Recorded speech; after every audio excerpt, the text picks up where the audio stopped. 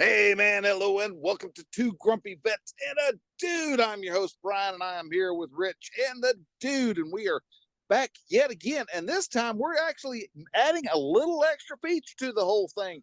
If you happen to be over on Twitch or you want to follow us on Twitch, and we will talk about why it is a typo, but there is a typo in our name on Twitch. But you go over to Two Grumpy Vets, and you'll find us there. It's just grumpy without the V, because apparently I didn't hit the V hard enough. Stupid finger syndrome. Stupid finger syndrome.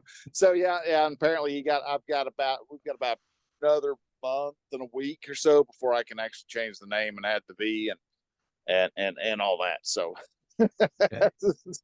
so anyhow, so yeah, y'all can find us over there. We are going live. You can actually see our ugly mugs live and in person. You will catch a couple of extra oddities that happen that may end up being cut out of the final episode once we go through and do the editing. Doesn't always happen, but sometimes, yeah, sometimes. So yeah, if I catch myself picking my nose without any attention, then I'm like, oh yeah, I got to cut that out. So yes, well, I mean, normally I do the audio, so I can't tell if you're picking your nose or not, unless you say something. And then normally I just leave it in because it's audio. It's not like anybody can see you unless it makes a really vocal sound. And oh wow. What's up, dude? Well, just think of it like this. You can pick your nose, you can pick your butt, but you can't pick your family. Well, I don't think that's how that really goes. I think it's pick your nose, pick your friends, but you can't pick your friend's nose. That's true too. I'm out. I don't know. So anyhow, guys, we are about three on not quite there, but we're three Gen X guys who are also happen to be vets at the same time. And we just are together here to have a good time, talk to each other, because this is our normal meeting time. We sit back, get around to yabber and talk with each other, and have a good time, just to commiserate and intentionally live each other's lives through each other. So it is just a means of us being able to maintain connection.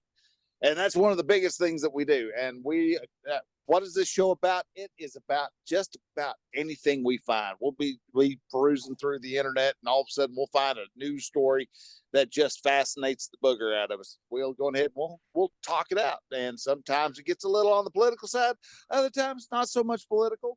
Other times it's just, we're talking out of our ass. And so it is what it is. And so, yeah. And so plus, anyhow. And a plus at times we talk about stuff that's happened in our daily lives, So, I mean, it just depends on what we're going to talk about, because we try and frame it before we start the show, but about what, 2 minutes in, we're squirreled anyways. So. Oh yeah, we're think we know where we're going to start, and we wind up not being anywhere close to that. So but anyhow, so our masked comedian of the night is otherwise known as Dude. What have you been up to here recently this past week? No, it's been about the same. Just driving my normal routes, and now we're having fun with the heat. So, and in Texas, it's either damn hot or it's damn cold. There's really no in between, but it's June and we're getting into the damn hot. So it's like, and it's only going to get hotter. Yeah, I'm never going to bitch about the heat. I mean, yeah, I could bitch about it. I bitch about the cold too, but guess what? God's in control of that, and he's not asking. He's just going to tell you it's going to be hot today. And then you're going to say, damn, it was hot today. However, I did learn something on the new ELD system that we have in our trucks. It is like, it's not an iPad, but it's pad-based system. Yeah, tablet. Tablet. There you go. I'm sorry. And no, you're good. Today, and because I didn't drive today, I was at the plant today. But I had to drive and drop off a trailer that we were turning in to get maintenance done on it. So I had to log into my vehicle. And then when I went to go log out of my vehicle later that day, the tablet was telling me, you can't do any functions because the tablet is overheating. Yeah. And the only thing I could think to myself is, great, if I don't have the air conditioning on inside the truck or something happens and it gets too hot inside the truck, my ELD is just going to say, I'm done. I'm tired. I'm done working. I guess it's time to pull out the paper logs. Almost. But yeah. The for those who don't know, Ron and myself are both still continuing professional truck drivers. That's what we do for a living. We hop in our 18-wheelers and carry products from one place to another, and we are regulated by the Department of Transportation, and we are actually members of the most regulated, unregulated industry there is. And part of that is the electronic log device, which is what ELD stands for. And so, yeah, and no one's been real happy with this thing except for the unions. They seem to like it quite a bit, but those who actually work to make money are not fans of this thing at all, because it restricts you from being able to get where you need. And you have, like, one of the biggest problems I ever had with it was I'm one if I start feeling tired, because I may go off and screw up something on my diet, have a ham sandwich or something like that, and all the carbs and sugars from the bread all wear off, and so somewhere around 2-3 o'clock in the afternoon, sometimes you get kind of tired, and I'd like to just stop, take a little 30-minute power nap, and be up and running, and go again, and be just fine. And there's times you really can't do that. I mean, they've made it easier here with the last couple of years, but back when that 8-hour rule came out, it was a big pain in the butt, because you had to you still have to stop after 8 hours if you are, but now if you stop for the required 30 minutes, you don't have to be off duty. You just stop. And if it takes you an hour and a half to get loaded, then hooray, hoopsa, you're all topped up on your 8-hour clock, and you can start running again. But, they changed it then. Good. Yeah, they changed it, thankfully. But there for a while, I mean, and there's still times, I mean, like today, I was driving, and I knew I wasn't going to get to my destination tonight, and so I was like, oh well, I feel kind of sluggish, feel kind of droopy eyed. I'd rather make sure that I get my product to the destination. So I'll stop, find a truck stop, pull in, stop, and again, take a 30-45 minute power nap, and away I go. Right. Now, dude, what else was you saying about your tablet there? Oh, that because my vehicle was not being used today, and the inside, because it's hot outside, the inside of the cab was hot, the tablet is telling me that it is overheating. Yep. Now, is it going to, if something happens on the inside of my cab where the air conditioning breaks, is my tablet going to overheat? I know I'm going to overheat. Hell. It's possible. Very possible. Is it going to tell me, gee, I'm overheating, I'm not going to work anymore, so I guess you just get to do everything by paper, and I'm not going to do anything? Well, so that's something I found out new today on my system. Well, I bet you more than anything, what you'll find out with that is, because the critical part of an ELD system is that it cannot leave the truck. And that means that there's the actual device that they stick underneath your usually it goes underneath the dash, but mine actually just sits on top of the dash and is visible to everybody. Yeah, that it placed all of ours so that it was easier to do maintenance if they needed to change that, right, hub as far as, my overall system in my truck. They put them on our dashes as well. And that very well could be that piece of electronics is overheating and not the actual tablet itself. No, but I no, don't no. know. It's the tablet. It's the no, actual it's tablet. The tablet. Yeah. Yeah, it's So, a tablet. but what I was going to say okay. was because when that the device that's connected, it actually it restores all the data, and it's sending it on up to the internet, into the cloud, where your tablet, when it cools off, will actually just pull all that information down. Because ours, I use the Samsara system on this truck, and so all I have to do is I just use my phone as my ELD log shower, and where I make all the changes and put in that I'm getting loaded or unloading or taking a break or eating or dropping, hooking, or whatever other type of term that they want to make, except for daily reset. They want to make sure that you have it's required to put a comment whenever you change status, when you manually change the status, except they don't have anything for overnight. If you go to off duty or sleeper berth, you have to put something in there, but they don't have daily reset or cycle reset. What the purpose are you stopping for? Right. So well, see, with you being over the road where I am not over the road, yeah, we're on a reset cycle every 24 hours. Okay. Yeah, so we can run when we clock in, we have 14 hours. Yep. 11 of those you can drive, 3 of them on duty. Doing a pre-trip inspection of the vehicle, loading, unloading, all that other stuff. But we get 11 hours that we can drive, and then we have to take a 10-hour break, and then for 5 days, and then 36. So ours is just a little bit of what difference of what yours is, and mine will actually. Honestly, yours doesn't sound that much different, really. Because I mean, I've got in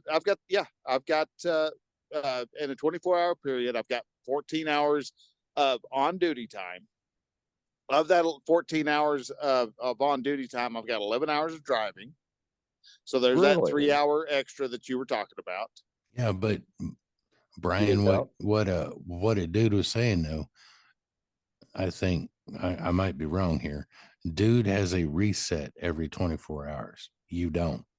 You run all week and work on a 34-hour reset. Yeah, right? Well, he was saying that at the end that he has to take a 36-hour break and do a cycle reset. Yeah, the weekly cycle reset, we have to have a 36-hour break. Which because you're only allowed 70 hours in the week. So yeah, well, with dude though, with him being under you see, I don't know the rules changed so much after I stopped, because when I was driving, we could do whatever we wanted basically, but we still had the 11 and 14 and all like that, and the 70 hours in 8 days, and then the 34-hour reset, which I freaking hated that. Oh yeah, because I always lost money then. But either way, and they've changed it even more now. So yeah, you've got even if you're driving a truck and you're within 150 miles of home base, and that's what and we that's fall as the crow under is 100. Yeah. Okay, so actually miles, right? Yeah, so you should be able to drive for 12 hours. You could do 12-hour shifts. Is what I've always understood on the 150-mile rule. No, it's 11 and 3, 11 and 3, 14, and then 10-hour shutdown. Okay. Yeah. Again, the government, maybe it's just Department of Transportation can't keep a rule for longer than 30 minutes anyhow. So well, true, but hey, Brian, that could be an air gas rule too. Yeah, because, could be. because the thing is, on the rules, they can't change the DOT rules, but a freaking company rule, it can be stronger than the DOT rules. Yeah. And the DOT won't say nothing about it. No, they won't throw a fit about that. Right. If it restricts the driver from being able to do more, the Department of Transportation is all for it. Shoot, yeah. Yeah, and that's where my company, when they dropped the 30-minute mandatory lunch break, as you would call it, after 8 hours, we still have to do that. Even though DOT, we don't have to do that. Air gas, you have to. Air gas, we have to, after 8 hours, we have to take a break. Okay. Yeah. Regardless, within the first 8 hours. So is that take a break, or is that kind of like the way the DOT works, where you can, as long if you're over at your destination, it takes them an hour to unload, that's considered a 30-minute break. Well, if I'm sitting in the truck and say I'm having my lunch and I go off duty, as long as I'm in the off duty status for 30 minutes, then I'm good for another 8 hours. So do you go off duty and go ahead and get yourself unloaded while your truck thinks you're off duty? Yeah, because I'm not touching anything. Good boy. All right. Long as you're being a proper truck driver, bending the rules ever so slightly. Well, see, I'm not touching anything. I just break them. I didn't bend shit. I broke the shit out of them. Sand truck. When I was sand hauling, I did too. You were a 1%er. Yeah, you could say that. I mean, I have freaking paid for it quite a bit though. I mean, I'd get caught every now and again, not all the time, but every now and again. And I'll tell you what, those fines add up. They can, yeah. Absolutely. So Rich, how about you? What have you been up to? Well, I finally got over my ordeal, my house ordeal. I was like, oh. Yeah, no, your ordeal. Huh? What do we do? Spend time at the hopsicle, or? No, it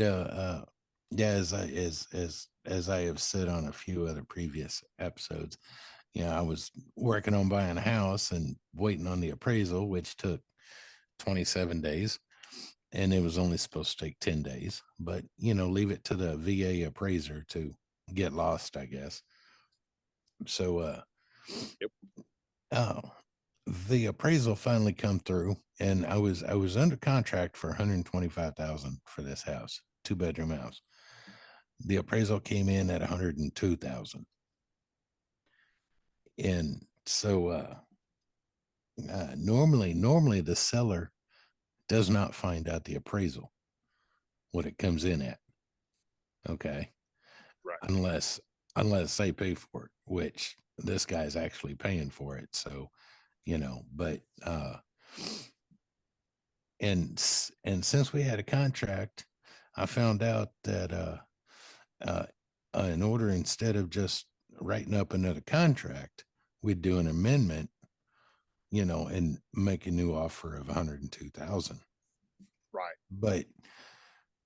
But I was talking with my realtor, Melinda, and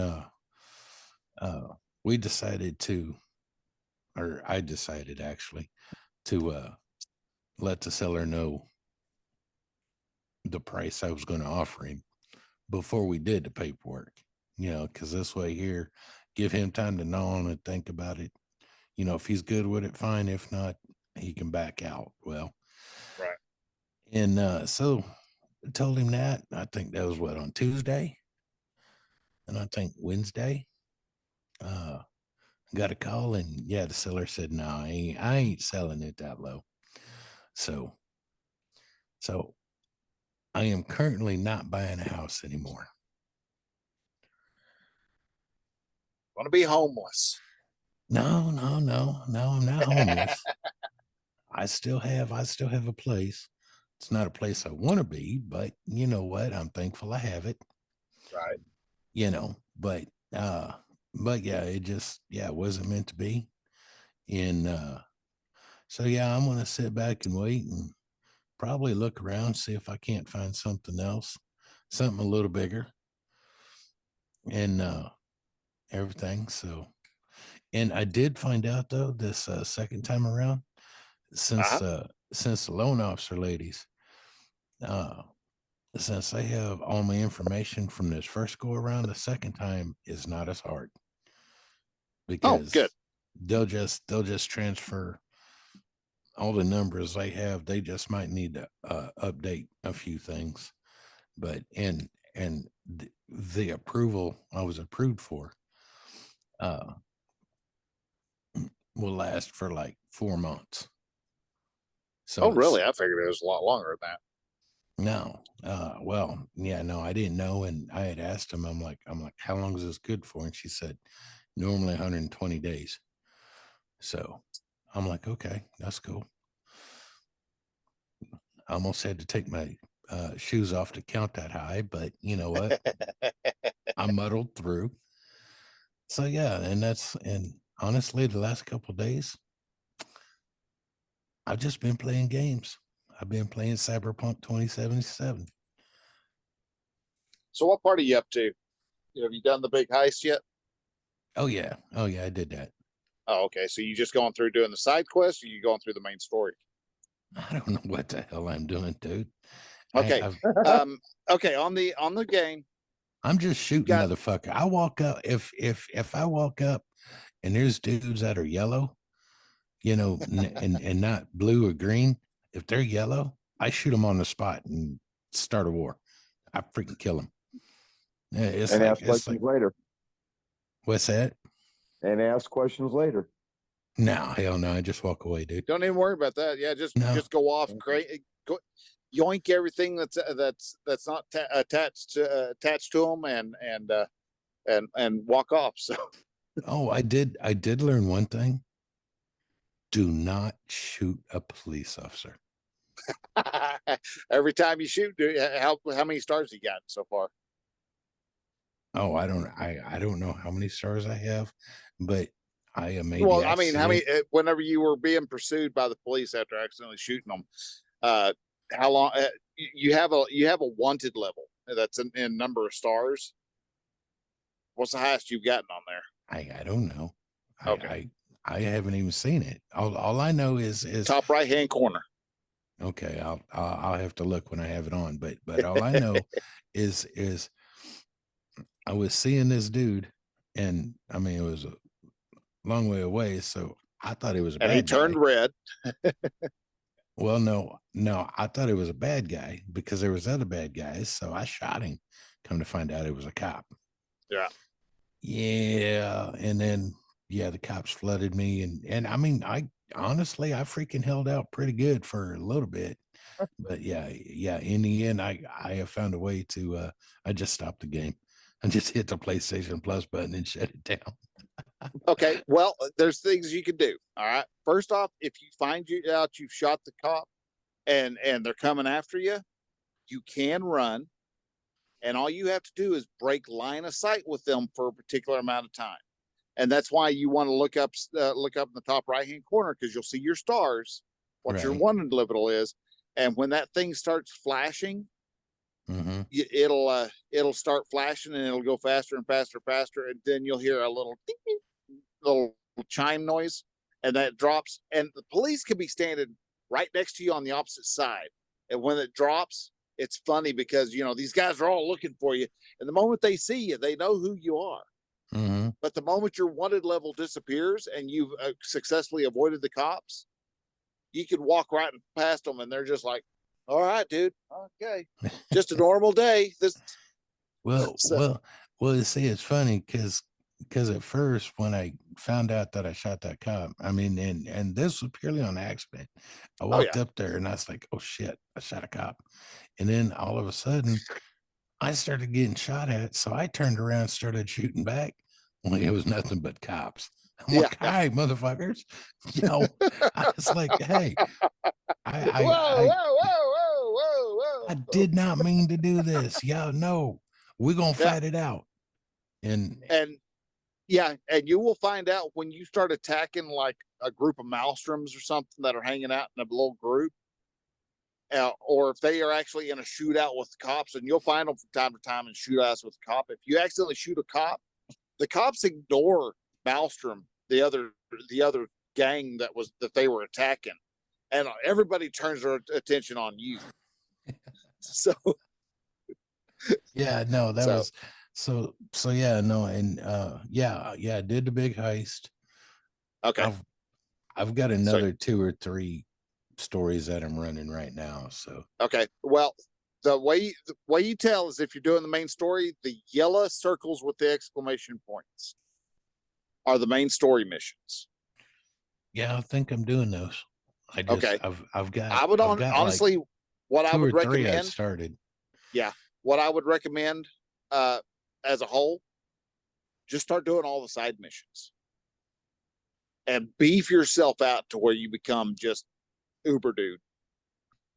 So you become just super V, and just start doing like you'll start up in Watson and just work your way down all the way through there, and do all the little missions, all the fixer missions. The fixer missions can be actually really cool, and kind of do your exploring, because you'll find some really cool things and some really neat little mini stories inside those side missions. You'll find Skippy the AI gun is a fun one. Okay. Yeah, no, I mean I'm just doing missions and trying to follow the stories as best as I can, and then I freaking walk around and shoot people if well, like there's this one dude. I come walking around the corner, the dude's already yellow. He sees me, looks at me, and turns red. I shot him. Yeah. I'm like, no, sorry, dude. I just walked up. Didn't even walk up and say nothing to him. I just walked around the corner and he turned red, fixing to shoot me. I'm like, yeah, about that. It's almost as bad as Red Dead. Start getting people angry at you just because you're standing there in the middle of the road. Yeah, it's like, no, I'm gonna shoot your house. And I did. And then 3 or 4 of his friends turned and started shooting. I'm like, all right, boys, it's done. Let's go. So yeah. But yeah, no, absolutely. Do all the little blue side missions first, until you get like Watson all cleared out, and get all your handler missions, or not handler, fixer missions, and get all the little blue markers taken care of, and then if there's any yellows that are in that area, get those done. Okay. You'll find the experience to be a lot more fun, and you'll get a lot more done. Also, don't forget to pay attention to your phone. Oh yeah, I know that thing. I got like 500 freaking messages. Well, there's side missions in there too. There's some secret side missions that you don't want to miss. Okay. Well, especially the ones with Mama Wells. Okay. Yeah, I just been playing the last couple of days. I mean, shoot, they had dropped the price. It was $49.99. Yeah. And I was like, nah, hell no, I ain't paying that much. And the other day I was looking and they said $29.99. Click. I bought it. Sold. Yeah, I was done. So yeah, because you see, I had the trial and I'd already played the 5 hours. Right. And the price was $49.99, and I was not willing to pay that. So I just waited patiently. And then so yeah, I've been enjoying my endeavor. Yeah, that is one of the best stories for an RPG that I've come across. That, and like I said, and I'll get you back on Red Dead here sometime in the future. Red Dead's amazing. That is my favorite video game story still at the moment. Yeah, dudes over here sitting in the background like, yeah, motherfucker, Atari, dude. You know what? I was going to chime in and say Mario Brothers. Oh, okay. That's fun. That's fun one. Hey, Mario Brothers is cool. Yeah, I can do Mario Brothers. I ain't gonna do the rest of that. Call of Duty, or Oh, Call of now, Ron, you would like this one, believe it or not. It's on PlayStation. You can get it on PlayStation 4 or 5, whatever. It's called Call of Duty World War II. And it's basically the Big Red One fighting the Germans on D-Day. Uh-huh. It's actually pretty fucking cool. I mean, it's a challenge because these boys will kill you quick. But no, you would play by yourself. You don't play with online with anybody. You would just play by yourself and everything. And it's actually really cool. I haven't played it for a while, but I've got the disc. Yeah, all I have to do is pop it in. Most Call of Duties, except for until they decided, hey, we're going to go into the battle royale game software as a service, game as a service model. They used to have some great stories. I mean, the whole Black Ops and Ghosts storylines were phenomenal. Yeah, but then they went in just opened up everything and just let everybody run around and just act a fool. Yeah, and I mean, Vanguard was it was a game. It was a story mission, but it wasn't very good. It wasn't the grandest. I mean, it takes you maybe 6 hours if you play like me, and it's done. Yeah, it's a very, very short little mission. Yeah, well, this one, World War II, believe it or not. Oh yeah, it'd be 40-hour games. I'm not even halfway through the first set of missions. Yeah, I don't think.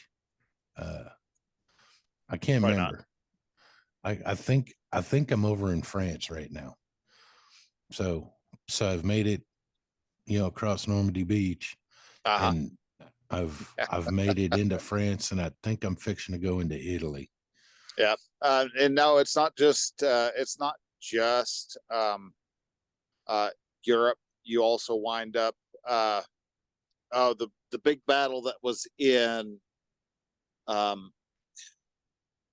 wasn't Armenia, but is that you're like around in the Turkey area? World War II. Yeah, during World War II. Oh, that was Africa, wasn't it? No. It was in the Turkey, over in the Middle East kind of area, and it was one of the most. They have determined that there were more pieces of lead flying through the air at this one particular time than ever before in or since. There was so much gunfire going on. There was that the air was actually just thick with bullets. And it's actually, you've seen the Facebook post where they show the picture of the bullet that's been hit by a bullet. I think I've seen. Okay, that came from that area. Okay. And I don't think it's Armenia, but it's kind of in that. I'm wanting to say it's over in that area, like Turkey, Hungary, that area. And but yeah, they have a section on there where you actually are playing as actually I think you end up playing as every time I keep talking, I'm thinking, no, that's World War One, and that's Battlefield One. No, there. I looked it up, and the actual battle, they did fight over there. I mean, we didn't. The U.S. didn't. It was Britain. Yeah, but now Britain, Australia, French. Because you start out in the game, in the scene I'm thinking of, you're an Australian. Okay. Guy. Yeah. I'm not sure, but yeah, they did fight over there to because Great Britain was trying to keep the path to India open. Right. Where did I see that? To India and somewhere else. Because it was, I guess, a trade route for Britain. Mm-hmm. So yeah, I mean, we as Americans didn't fight. I don't think. Yeah, we didn't give a crap. We were busy trying to make sure we kept the main part of Europe as cleaned out as possible. Yeah. So yeah, we were more worried about the Germans.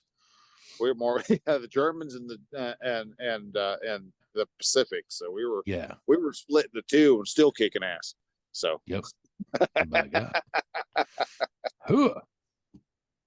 So but another game is sometime down the way that you'll want to play is the God of War 2018 and Ragnarok. 2016. I tried to play one of those. I can't remember which one. I probably still have it in my library, and for some reason, I just did not like it. It takes a little getting used to because you're actually using all 4 buttons. Dude, this is me. Do you think I can do this all at once? If you play Cyberpunk, you can do this all at once. So, dude, I freaking have a rifle. I just shoot them in the head. I use 2 buttons, L2 and R2. Boom, boom, boom, boom. That's it. Just wait until I get you around to playing Bloodborne. Get you into some of the From Software games. Yeah, I haven't tried those yet. I think it's what was it? I think it's Demon Souls. The tagline is "You will die." Okay. You did. At least they're honest. And it's such a Bloodborne. Well, most Demon Soul games are just so kind of just throw you in the middle, and you have to figure it out as you go, because as you're fighting, you arrive at a particular place, and you have to sit there and you got to fight through it through areas until you find a particular little I'm going to call it a landmark. I think in Demon Souls and Dark Souls, it's a campfire. Bloodborne, it's a lantern. And these are kind of your little save areas. You touch those and you're able to go there. But you see, this is why I like games like Diablo and all like that, because I know who the enemy is. I know I can walk right up and just shoot the sons of bitches and then run like hell. No, can't do that on Bloodborne. You do have a gun, but you have to use it very strategically. Well, it's not very good, but what it actually allows you to do, you actually utilize your gun as a means of parrying the enemy right before they attack. What? I'm gonna hold a gun and block their blow. Oh no, it's a pistol. It's a pistol. So okay. But so, I'm gonna use it to block their blow. And then essentially, yeah. And you do a lot of damage when you actually successfully parry. But you start out in an area and you actually are collecting things called blood echoes, and the echoes are essentially the money for this town, and it's all, you're just in a town. There's a little bit of outside beyond the city outskirts and stuff, but it just and you don't have to worry about, hey, am I messing with somebody who's good or bad? No, everybody's out in this town is out to kill you. So just know that. All right. Oh, okay. Well, so you're out in this area, and and so anybody you see, you're going to kill them. And from there, these people, it starts evolving into monsters, and these people start becoming essentially just it goes downhill. It goes downhill fast. Now, granted, there is a multiplayer option where I could actually hop in and help you play, but you actually have to get far enough on your own to be able to do it, because you have to go off and buy this little thing called a resonance bell. And when you have when you ring the resonance bell, it actually opens up a channel for me to come in and actually be able to go over and help you. But it is at first your weapons wear out. It's a complex game, but it's a fun game. It's just the whole lore of it. You're like going, holy shit, man, what the hell is this? Because when you die, you lose your echoes. Yeah. Okay. Well, you see that somewhat sounds like the Division 2. A bit, yeah.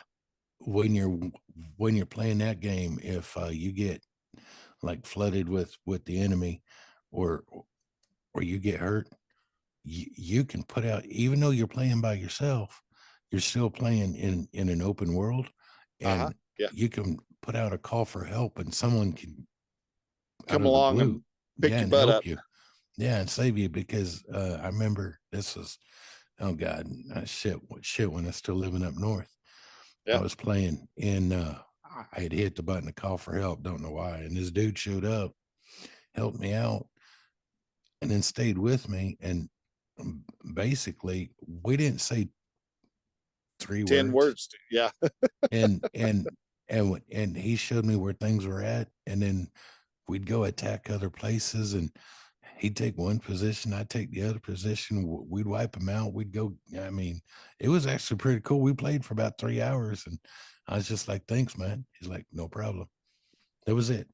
That was the only word spoke. And I mean, I was like, "All right, that's pretty cool." So. Oh no, and Division. I used to play Division 1, and that was fun. You had the main single player area, but then you could go into no man's or whatever, the no man's land or whatever it was called. If you wanted to get the good stuff, the good weapons, you could go in there, and that was that was a good lesson in humility there. You'd go think you're going to go in there, and you were all jacked up. You were level 50, and you had all the badass guns, and you'd go in there and pop, you'd be dead. God damn it! One shot. One shot. Done. You're like, where the hell did he come from? But Cyberpunk's fun. I love the graphics on it. Oh, beautiful graphics. I agree. Yeah, very, very beautiful graphics. So, and I think I'm on cable internet, and it still runs. It still runs PS5 good. Well, you actually won't need to be online because that's a straight up single player game. Right. But still it's the worlds and everything like that. No, it's all it's all freaking downloaded on the PS5 already. Yeah, it's all on your. So okay. But still, it's incredible game. Yeah, it is. And it is.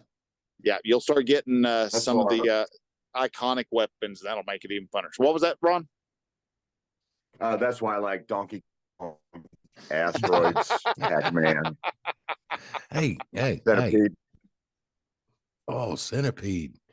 That was always fun. That was challenging for me.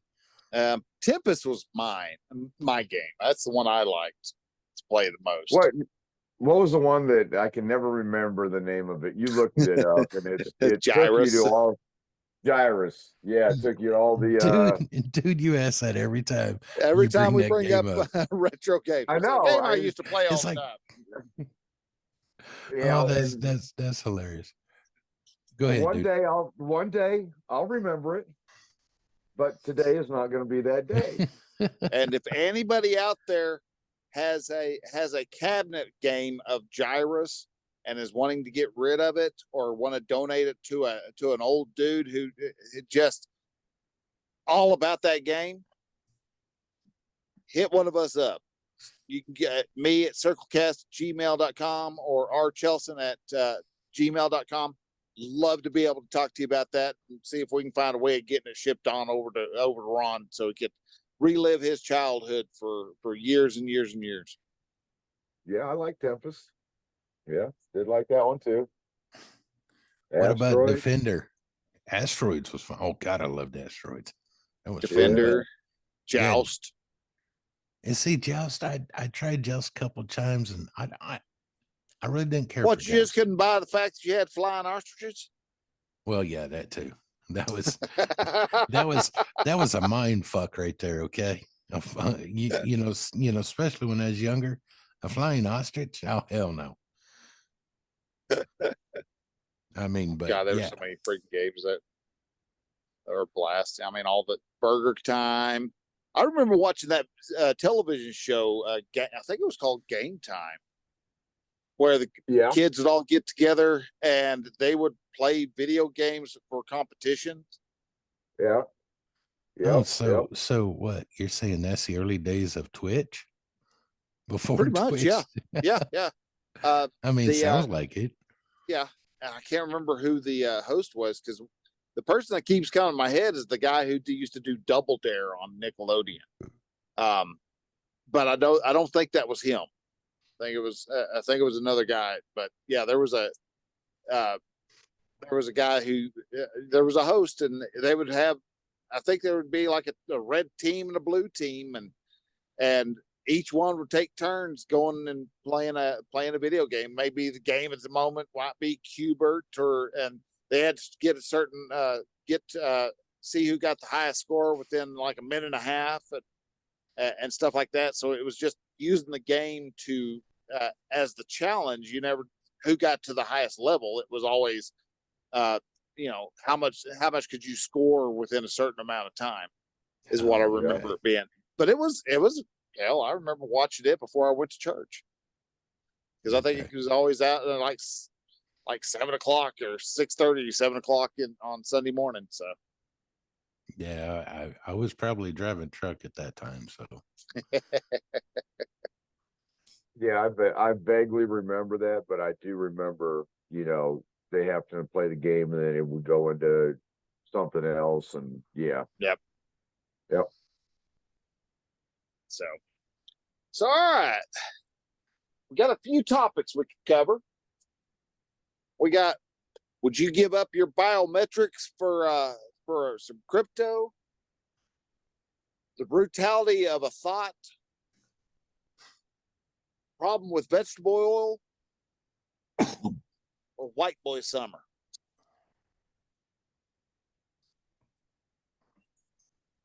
It don't matter to me. All I know is that no, I would not give out my biometrics for crypto.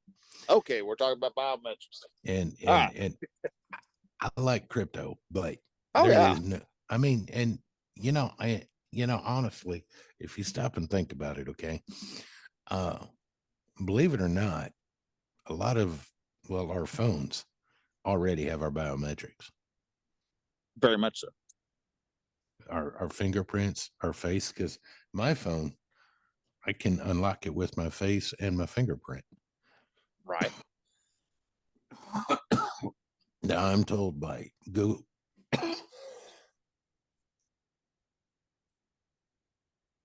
Excuse me. Now I'm told. Yeah, that tuberculosis will kick your ass, won't it? Right. Yeah, it will. but not. And you see, I am told by Google that Google doesn't have that information. All this information is on my phone. Now, I don't know how much of that I believe. Right. But you see, if you think about it, other places that have cameras, like traffic cams going into stores that has cameras. Right. They have your face recorded, but it's still. Oh, yeah. And so, I mean, I don't know why I have such a problem with that. It's just, I guess, because I still think I'm in a big group. So it's not just, they don't have, they can pick me out if they look for me. It's not that they have my picture and my details right there beside me. Yeah. You know what I mean? Mm-hmm. I mean, it sounds confusing, I know, but I mean, okay. It's straight in my head. Right. All right. Well, kind of want to also get Ron's idea of it, but just kind of a background real quick. There is apparently right now there's a shortage of them, but right now there is a device called the Orb, which if you're a fan of Phantasm, this thing looks a lot like those flying silver balls that go around killing people in the movie, but it's slightly bigger. It's actually quite a bit bigger. But anyhow, this orb, and it don't kill you. And it doesn't have any razor blades that shoot out and spear you in the head, drill a hole in your head, and spew your blood all over the place. it is meant to collect your biometrics, like your retina scan, your thumbprint, your tongue print is another biometric scan that's out there. Yeah, you could actually use a tongue. I don't think the orb collects your tongue print, but that is a biometrics that is available. You can actually utilize. Each person's tongue print is as unique as your thumbprint. Well, no, I get that, but think about it. When you're trying to walk into a locked office or something, and you have to use your tongue. Oh, that'd be awesome. Oh no, that would there'd be so much sexual harassment going on there. Right. Yeah, right. You know what I'm going to imagine this is as I lick it. Yeah, this is Helen. Oh, hi, Helen. Oh, damn it. I'm going to HR, ain't I? All right, fine. Dude, what was you going to say? You know, just all the biometric stuff is just more of a way for our government to have control over the sheeple. Yep. And get, that 0.1% group that has all the money wants to be in control of everybody else. Yeah, and it's a way and they gather all that information with a nice little bribe. Oh yeah, definitely. Of course, because no one would give it up. So what's the bribe? Yeah, it's crypto. It's a special, and I don't think it's I don't think it's a mainstream coin either. I don't think it's like Bitcoin or Litecoin or Ethereum. I think they offer up world. So it's a shit coin. So as I was reading the article, it said it's world coin based on Ether. And which a lot of crypto coins these days are based on the Ethereum blockchain. So right. So and I mean, I don't know of any exchanges that handle world probably coin. not. No, I mean, I could look on the couple I know, but I hate to say it, but I'm not going to do it. No, I wouldn't either. And I mean, and they're doing it kind of the same way, and they'll end up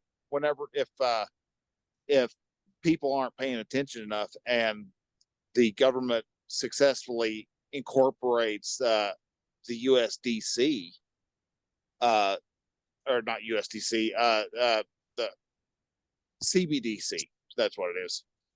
CBDC. The central bank digital currency. That is the currency that the Federal Reserve is. It's a programmable coin. So basically, what they can do is if the government can go through and see that, oh, Rich, I see you've eaten 2.5 pounds of red meat this week alone. You're going to have to walk to go anywhere because you can't be driving your car. I mean, because they'll have the car. That's one of the reasons why they want to push electric cars so much. Yeah. Is not just for greeny weeny, snootyism. It's also because the same thing as what happens with OnStar. They perfected the OnStar system. So now, there's my car.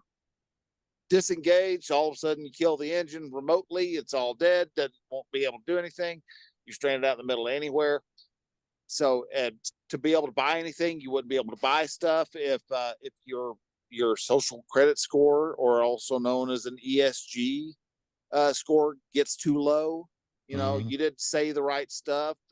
You said something that hurt your neighbor's feelings, and they feel really oppressed because you didn't say hi to them in the right way and use their pronouns properly. Boom, voila! Guess what? You don't get to go off and watch television for a couple of days because Uncle Sam has decided to ground you. Oh my God. Yeah, no, and and it's all programmable. So, they could actually go, you know what? You can't use this money to buy cigarettes. Cigarettes are bad for you.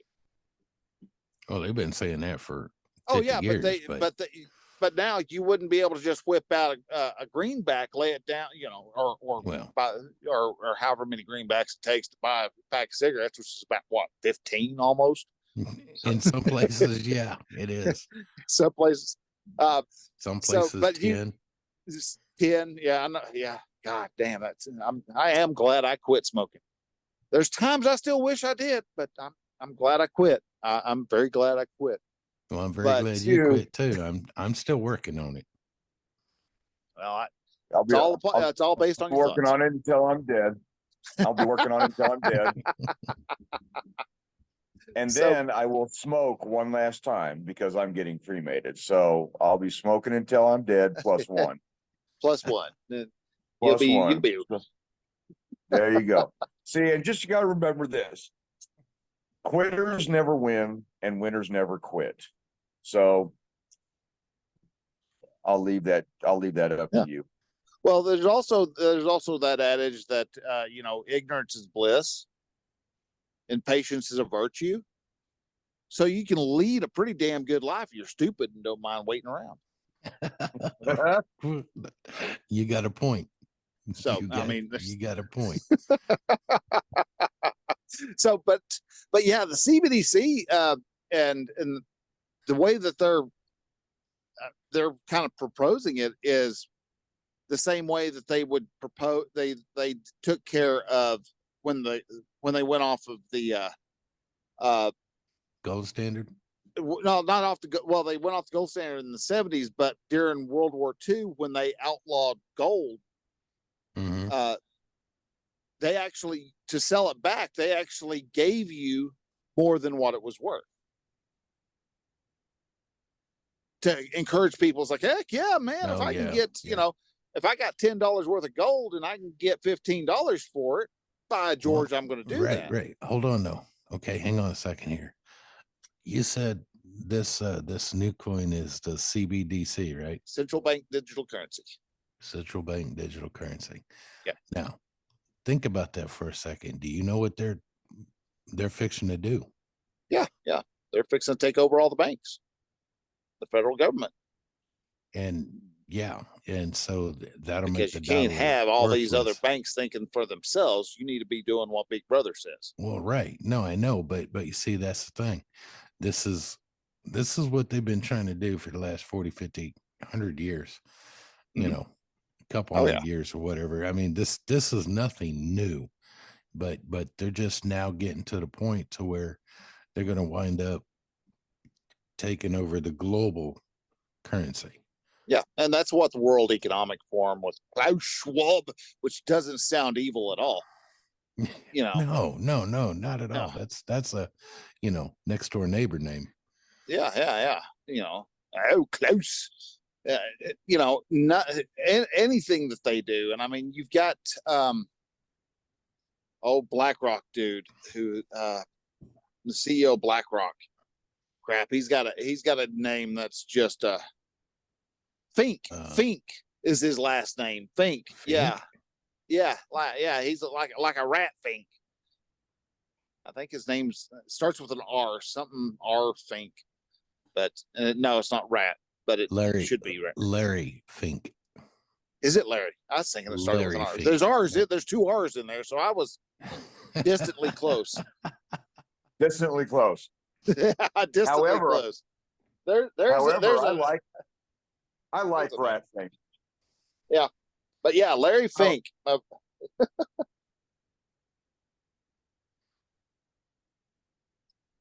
Distantly close.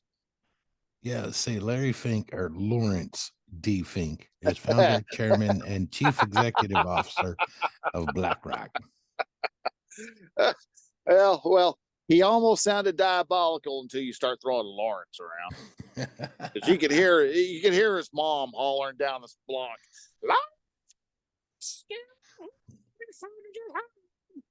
Yeah, the P4 just cut that out. I bet it did. You know. Yeah, you was way no too loud. noise, making no noise whatsoever.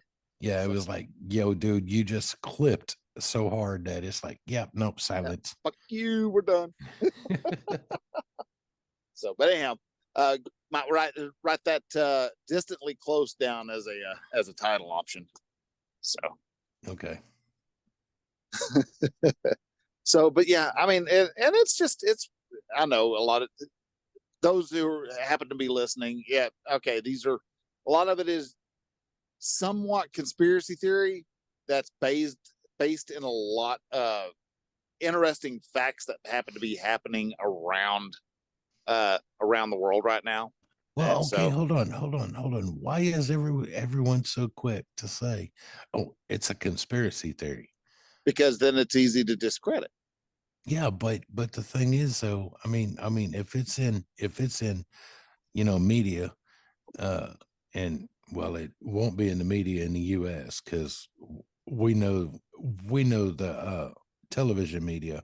Well, it depends on which media you're listening to. If you're listening to talk radio, yeah, there's a couple of stations that are or a couple of programs to talk about it. But right, but I'm talking, most of them, not a lot of people listen to talk radio anymore. No, most of the M5M is not going to report on it because they're hoping to not be be lumped in with the riffraff when that change comes along. So right. Well, and see that's the thing that the mainstream media wants to try and take everyone's attention away from the problems in the actual government. Right. That's why, just to let everybody know, a lot of this stuff that we're talking about comes from news outlets in the UK. Because the cryptocurrency one was the Daily Mail, right? Yeah. So because what we've learned over the years is that in order to find out what's going on in America, you have to go to other countries because they will report what's going on in America and over there too. But yeah, well, they love to snitch on America, but at the same time, I mean, they then turn around and do what our media does to their citizens. Their people. Yeah. So it's like, oh, look at that big old splinter in the US's eye while they've got a whole plank in there. So there is not a media company, and when I say media, I'm talking about traditional media, talking about radio, ABC, NBC, CBS, even PMS, NBC, as Rush, God bless his soul, used to call it. There's none of those, the mainstream, even Fox these days. Yeah, they're still kind of okay, but I mean they've slipped ever since their main dude died, and got taken over. They're well, I mean, hell, you don't even. I noticed whenever Trump came along, that all of a sudden the Drudge Report was nowhere near as I mean, Drudge Report was just as bad as MSNBC about trashing Trump. Really? Oh God, yeah. Drudge. For whatever reason, and I think he sold. I actually think he literally sold out. I think he sold the Drudge Report to a news organization, and because you don't hear anybody talk about the Drudge Report anymore. Oh, I know. And that happened quick. I mean, from 2016 to about 2017, no one was like, Drudge Report ain't worth crap anymore, and dropped them like a hot potato. Let's see. Yes, folks. Rich is our fact checker because I am. If you are on the live stream, you can actually see that I am inside of a truck. because like I said, I drive a truck professionally, and so I actually have got my whole setup going very mobile. I'm streaming through my phone. All the information comes through there, and I've got a microphone that goes to a little P4 Zoom P4. And because this is an iPhone 15, it's got the USB-C, so I can USB-C into it, and away it goes into up in the Zoom servers, which bounce around and then goes to the Twitch servers. So hey, yeah, we're still live, and it's great and it's wonderful. So, but it doesn't make very good podcast or video casting sense to have me with my bifocals trying to read something on a phone while vertical video in it. So it looks real bad. So yeah, we have Rich, our fact checker, who has actually got the desktop. So yeah. So what'd you find out? Actually, it is still ran by it was founded by Matt Drudge, of course. Yep. And he's got Charles Hurt and Daniel Halper, and it's still going. Oh yeah, no, I figured it's still going. So because I figured everyone would be celebrating the moment Drudge Report shut its doors, but yeah, it's not Matt yet. Drudge no more. Yeah, no, I'm not seeing anywhere where they sold out. Hang on a second, let me check. Yeah, I was going to say here. You might search for when Matt Drudge sold. Wait. Margaret Otto. Matt Drudge sold the Drudge Report to Margaret Otto in 2018. Miss Otto is a. Hang on, listen. In fact, hang on, let me bring this up so I can read this. He sold the site to the Otto family, who were, I guess, early Google employees. And the conditions of the sale were to be kept private.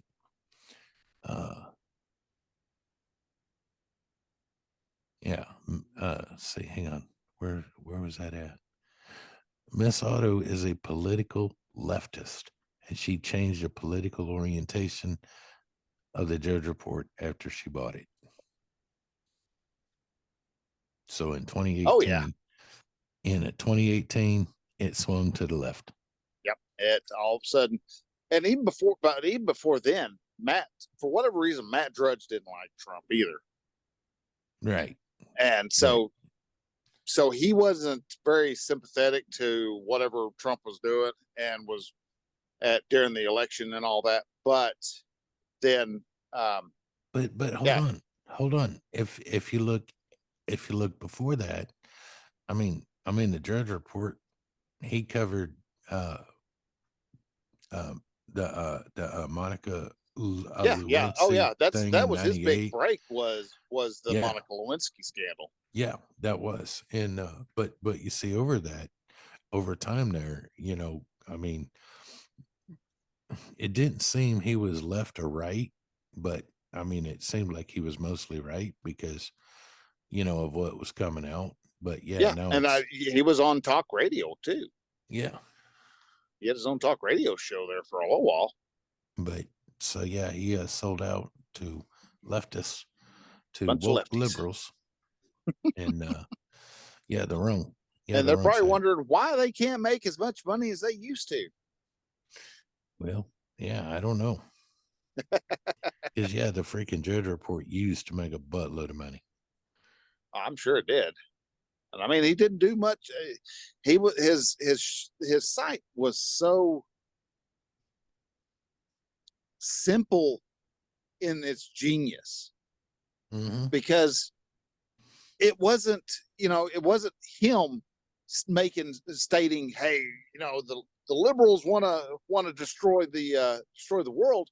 He would give a headline, of whatever, and then he would link directly to their news exactly. to their article that stated that very fact. Exactly. And that's why back in the day, I loved the Drudge Report. Oh, hell yeah. Anytime he got a breaking news, he used to have the old GIF,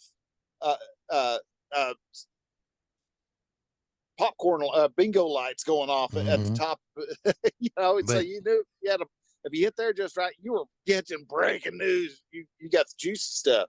But see, that's the thing though, and you see back then though, the Drudge Report, he would do left and right. He didn't care. You know, if it was headlines, and honestly, I don't know how he kept up with it. You know, because he had a lot of folks who helped him. He had a lot of extra hands and helped Twitter threw a lot of stuff his way too. So right, but yeah, no, it just, you know, and that's why I like that site, because you could find something for everybody pretty much. Oh yeah, you know, whichever way you leaned or didn't lean, or, you know, squashed or hit or stood up, it didn't matter. You know, you could find something that you wanted to read. Right. And honestly, since, oh God, it's probably been a good 10, almost 12 years since I really looked at the Drudge Report. So yeah, it's been since probably actually, like I said, I think it was probably 2017 that I stopped looking at it. I think I looked at it in like 2020 or something, just because I thought about it. You know? But and I was looking at it and I'm like, ooh, I don't like any of this shit. Okay. That's a bunch of bullshit right there. So yeah, pretty much. Pretty much. So speaking of bullshit and other sort of things, kind of one of the things we were talking about was the brutality of a thought. A thought. And a thought. And the brutality of a thought. Now, you know, that is kind of weird, because I have thoughts, but they are not brutal. Well, but this is a different. Well, first off, it's a different type of thought. This is okay. This is the THOT, which is the term people use for like the OnlyFans girls, for the porn stars. That because thought stands for that hoe over there. Now, I'm sure that probably just got us knocked off of Twitter or Twitch, but still. That's what it stands for. That hoe over there. THOT. That hoe over there. Okay. And now, yes, we're talking about the garden hoe. Yeah. We're talking about that gardening hoe. That's because a long row to hoe type of thing. That's a sexy garden hoe. I tell you, it is. It's my hoe. It's a dirty hoe. So we really gonna. But now hold on. Why? You see? Okay. I don't get this. We are all given rights. We all have rights. We can do whatever the hell we want, whenever we want. So why is this such a big deal? Because what the us getting bumped off for using a word type of deal, no. This thought. Oh, okay. That hoe over there. The reason that hoe over there, the thing about the thought is it's term. Because you have so many women who are now, well, since the pandemic, you had a bunch of powerful feminists who thought it was a really good idea. I know, I am powerful. I am a woman. Hear me roar. I'm going to do the one thing that feminists for years and years and years have complained about. I'm going to be in porn. Okay, good for you. Yay. But I don't care. Because I mean, what's it? I know you don't care. No, but thing is, what I'm saying is that's just it though. If first off, if you look at that whole line of thinking, because you know, even when it was just the mild Playboy, all right. Okay. Well, even before that, you had feminists throwing fits about booth babes. Do you remember booth babes? No, I don't. Okay, booth babes. If you ever saw shows that were taking place at like E3 or taking place at the big electronic trade show, consumer CES. CES. They're from around the 2000s to about 2010-ish, maybe 2011, 2012. somewhere in there. All the conventions would have, as a means of drawing attention to a lot of the geeks and a lot of the guys that were there, they would have these hot, big boobed women standing there. They'd be in either bikinis or in tight t-shirts and shorts and stuff like that. And they would be helping to sell products. And the feminists at that time threw a fit going, oh my God, these women are selling their bodies for $1 and back, or for money and blah, blah, blah, blah, blah, and throwing a whole shit. Hold up. But we're going to get there. We're going to get to it. And so, but they would throw all their shit fit about how these girls who are grown women, usually 21 to 18 or older, we selling, dressing up all sexy and showing off their body, showing off their curves. And the guys ate it up because obviously there's boobs and butts and hot long legs and hair done up just right. And all these guys would like it because they are out on the road or whatever at these conventions, and these girls were there and they were paying attention to the guy. And so, the guy's going to go, okay, I'll buy it. And they'll buy the stuff. They sold a lot more products. And the feminists would throw a fit because of how the women would dress like that. They would bitch about it. I actually got into a fight on LinkedIn of all things, because a guy who had his wife and his and I think his and the other founder of the company had his wife. They were both there, and they were basically in Hooter outfits. And not that they were walking around with their Hooters hanging out. They were tight t-shirt and short shorts and had their hair done up and long legs and well tanned and all that. And they were just getting raked over the coals of, how dare you take advantage of these women, blah, blah, blah, blah, blah. They can't help they're you're taking advantage of these poor women. The guy's like going, dude, it's my freaking wife. She's made the suggestion. And so so they throw a fit. And now fast forward to 2020. And instead of throwing a fit about, hey, you women are selling your bodies for money, how dare you? They're going, well, this is strong, independent woman. I should be able to get naked for $1. And it's like, okay, if you want to get naked for $1, get naked for $1. But you're also trashing, most of us men know that when you have a woman who is selling her body for money, that's making her a prostitute. That's making her a hoe, a literal hoe. Okay, but whose decision is it? I mean, yes. To sign up for OnlyFans. Hold on. Human trafficking aside, okay, all these other women or men, because I guess some men do it too. There are guys on there. Okay. And there's actually not a non-adult artist on there too. So okay, fine. Either way, they consciously made the choice to do this. So yeah. So why are these people worried, trying to call them different names, trying to shame them or whatnot? Just fucking let them be. Well, and that is, except for the fact, and I agree to a large point. The point is when they start standing around complaining, going, I can't find a man who will marry me. Well, it's because you used your body up. You've gone off and slept with 200 other men.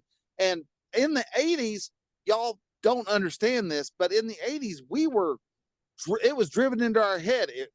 Whoever you sleep with, you're also essentially sleeping with every other person that person slept with.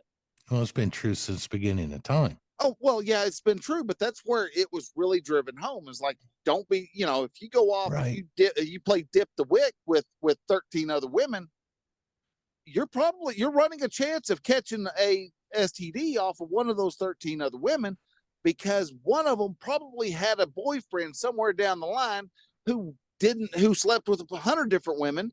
And yes, I know we're talking men and women and all that, and I'm not about, should men run around on women and play high the salami with 100 different women, because no, they shouldn't. Right. But I agree. Again, but still, again, the thing is, what I'm saying is why is this a freaking problem in this world today? Who gives they two are standing shits? around? Well, because and it shouldn't be. If you want to go off, if you want to be want to go off and be an OnlyFans girl, be a cam girl, and sell your body and your soul to the internet. God bless you. you. Be my guest. Stop bitching about the fact that you can't find a man, because the quality men are not going to go after a low quality woman. Exactly. They're going to want a woman who is virtuous, whose body count is preferably 0, but as maybe 1, 2, maybe 3 guys ahead of them. Well, and the thing is, honestly, let me ask you this: how many guys ask a woman that they're dating, how many partners have you been with? It's a typical question these days of what's your body count. Really? Yeah. Really? Yeah. Holy and cow. I mean, all the girls I dated, the topic usually came up of how many people have you slept with? Wow. And of course, we also knew about the rule of 3. I never knew about the rule of 3. Okay, the rule of 3 is take the number that a woman says and multiply it by 3. Okay. And that's closer to how many she actually had. Take how many a man says. Multiply it by 30. No, divide it by 3. Because he's actually, for every girl every 3 girls he slept with, it's actually probably 1. Well, yeah, you're right. Because women, though they love to say they don't have any power, when it comes to sex and relationships, they have all the power. They have all the power, and it should be half the money and all the power. That's how it should be. Because if it's up to us guys and we had the ability to choose the power and had all that type of power, oh my God, we wouldn't know what to do with it. I mean, come on, look at some of the popular shock sites out there, and that guys shouldn't be trusted alone with the devious, perverted thoughts they have. Exactly. No. So I mean, come on. Yeah. Apparently, I've been out of the game long enough that I because anyone I've ever dated, no one ever asked me what my body count was. Yeah. Well, you've been out of action long enough. Cherry's done grown back, so you're okay. I don't know if that's a good thing or a bad thing, though. Oh, it depends. So, but anyhow, so back to why is the thought being called a thought so brutal? Yeah, why? I don't understand it. One, it is essentially labeling out this woman has had a lot of chicks, or this woman's had a lot of chicks. Well, some of them had. Well, but hey, has a high body count. Yeah. No judgment. No, not at all. Except we all judge, so there's that. But so this woman's had a high body count. All right. So one, she has taken her energy, and she has now become just she's not even actually what I would call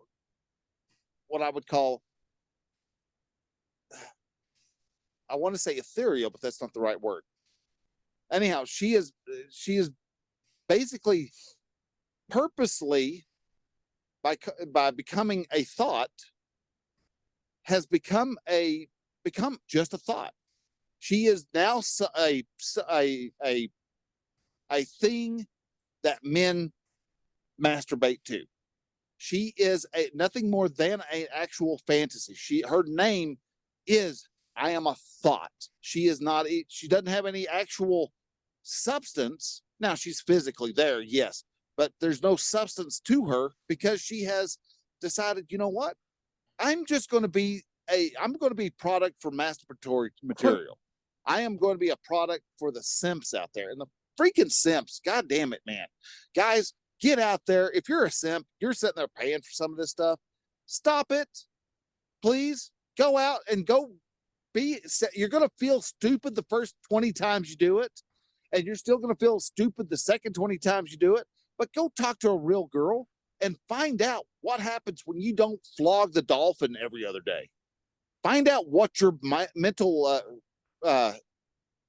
cohesion and mental thought pattern is when you actually don't beat off, burping the gherkin, every third hour, because you actually become more aware of what women are doing around you. And it's sad because you have millennials, and yeah, millennials are now entering into the 40-year-old department, which doesn't make them old. But you also have the Zoomers running around, Gen Z, and they're being advertised, ED pills. They're getting Viagra and Cialis sent to them because there's this thing called porn-induced erectile dysfunction. Oh, wow. They can't get a boner unless they're looking at porn. And I mean, come on, the best porn out there is a real woman standing in front of you naked, ready to go.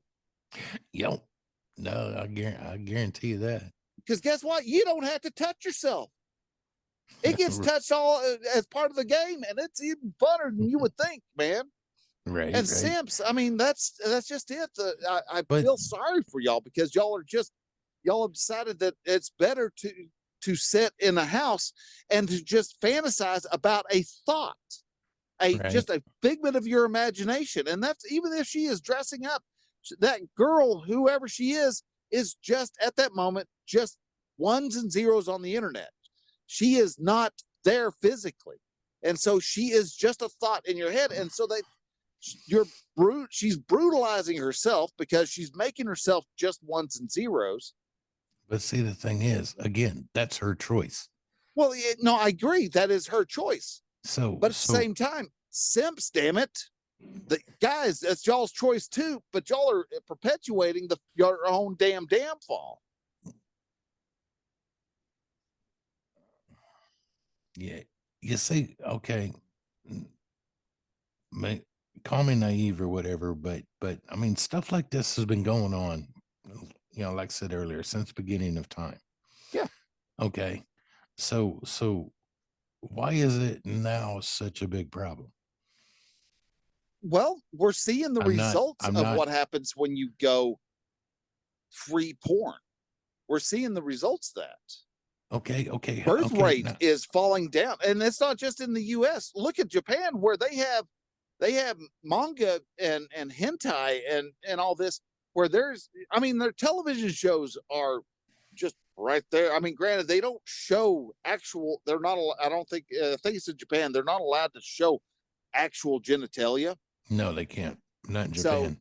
So England, they can. Oh yeah, England. English. Yeah.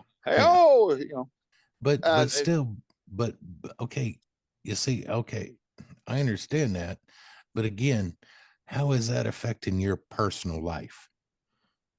Not personal life, but at the same time, the birth rate is falling. Well, right. This is what I'm saying. But you see, can you do anything about the birth rate that's falling? Yeah, I'm doing what I can right now to make sure that all the guys stop playing with flogging the log.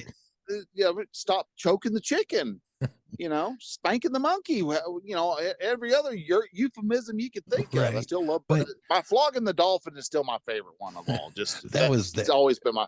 That was good, dude. Honestly, the first time I heard that was actually pretty fucking good. So I was enjoying that one immensely. So never flogging the dolphin. I don't think I would call my thing a dolphin, but all right. So but no, yeah, see, that's the thing though. I mean, I understand what you're saying, and I'm not trying to make light of it. I mean, I know you're not. This is I'm just trying to come up with a better way of being able to explain it so that because to counter your incredible thoughts and the counter actions, right? Because I don't care, but yet the results of it, I do care. But okay, and maybe this isn't where I'm understanding.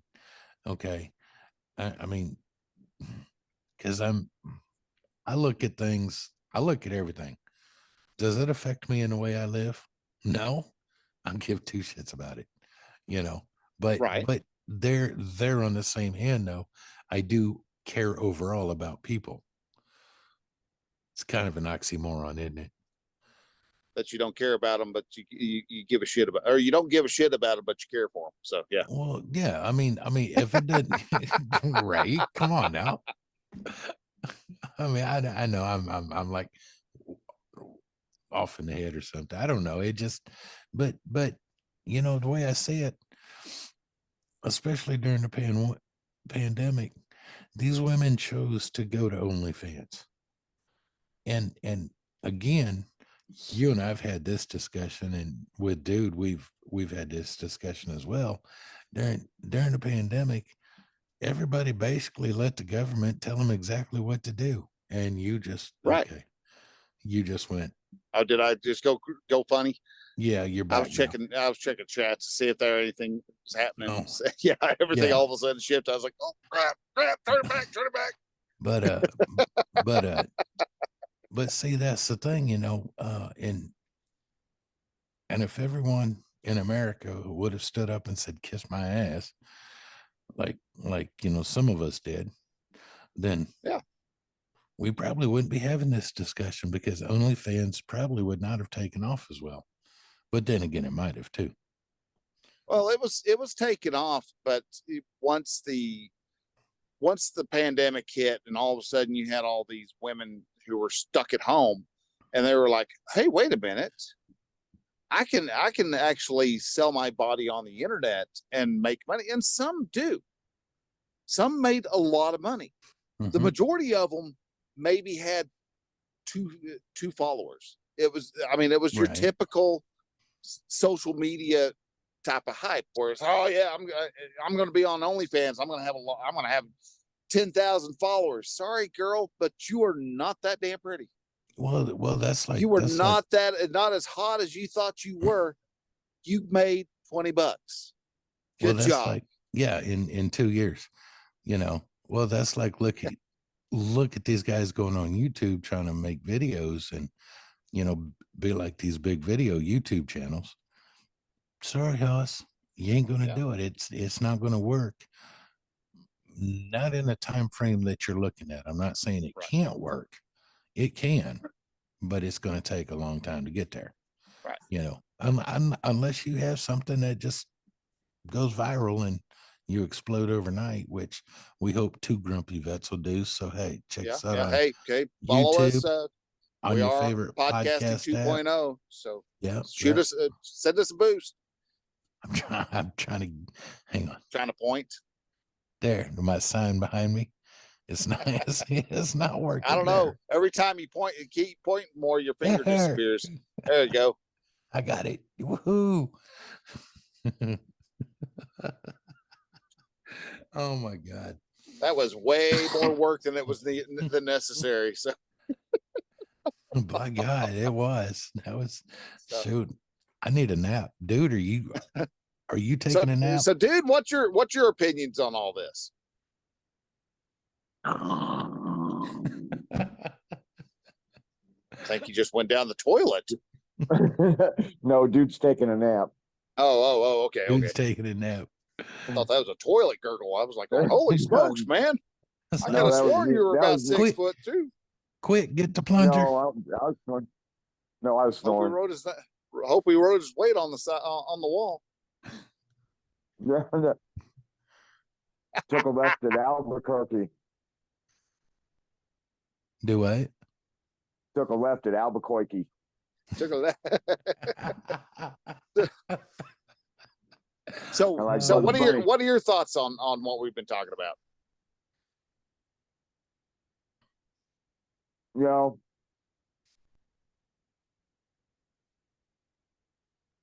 sorry about that. I had a cookie. We made them hungry. Yeah, made me hungry. You know, right now, I don't have any thoughts on it. I know I sound like the party pooper of the group. I just don't have any. Dude, you're just loving the cookie, man. That's right. See what we're talking about? All of a sudden, you give a guy a cookie and he has no thoughts. That's right. Ladies, so, if you want your guy to shut up, give him a cookie. Give him a cookie. You're good. Give him a sandwich and he's good. But I mean, but one of the big things that I've noticed, especially here recently, and maybe it's just because I'm getting older and I've stopped being the dirty old man, and because I'm looking at life in a completely different manner. But I mean, there was quite a few girls that I watched, and when I say girls, I mean they're in their mid-20s on up. Mm-hmm. But they were, a lot of them started, I was following them and follow them on Instagram, follow them on Twitter and stuff. And whenever the pandemic hit, and you could see them, it was almost like some type of weird virus that was coming along, where all of a sudden they were starting to, they used to dress nicely, they were having fun, and they had great content, and it was just funny because a couple of them were really working hard trying. One of them in particular, her name was, or still is, I think she's still running around. I hadn't paid attention to her in a couple of years now, but was Bo Barra, and she was trying so hard to be an actual model, and she actually she did a video where she actually got to do a big big hot shot photo shoot with a bunch of other models for a deal. And she said that when she did it, she was so awkward at it because it was her first time, that she honestly didn't want to do modeling anymore, which was like, no, that's what you had a bad time. You weren't taught, how they actually want to hold a glass and stuff. Yeah, it was your first time. You're going to screw it up. You're going to make a mess up of it. Right. But to run from it right then, that turns that mistake, that failure, into a real failure. And it hurt me just to think, oh, she gave up on her dream because it didn't work out the way she wanted. Well, I don't know if she just realized that the girls who are actual professional models are as snooty as they are, or what. But she gave up on that, and so she still did her little content creation. She would go on little adventures and things like that, and go out amongst town and talk to the camera and things like that. And it was great. And then 2020 came along, and all of a sudden she started showing up in a little bit less clothing, a little bit less clothing, a little bit less clothing. And eventually you started to see her mentioning OnlyFans. And it was just like, oh no. And that caused me to lose a lot of actual respect for her.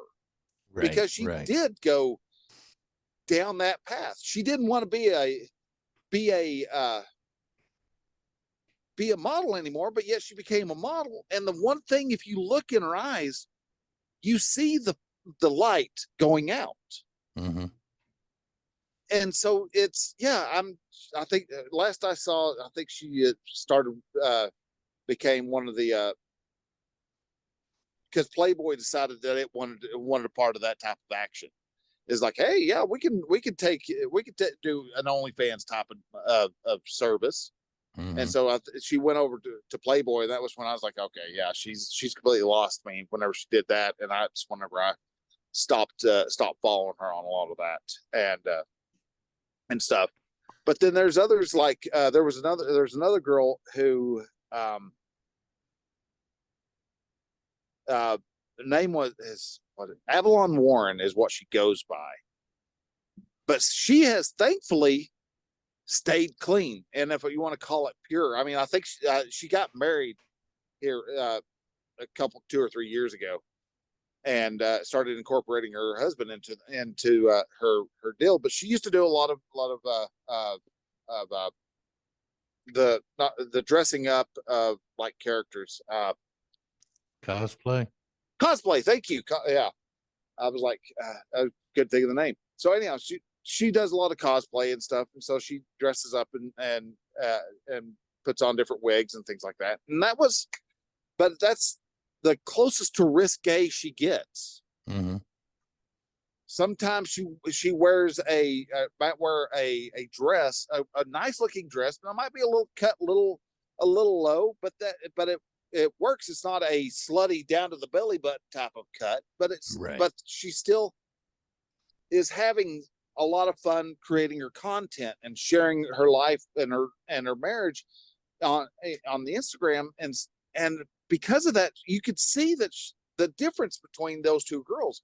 Mm-hmm. One is, you see, she's doing it because sadly she's told herself that's all she could do now. Mm-hmm. And she's lost the fire in her eyes, while the other one is still going, still having a good time. She may be struggling from here and there. Sometimes she shares that. Well, and that's called running a business.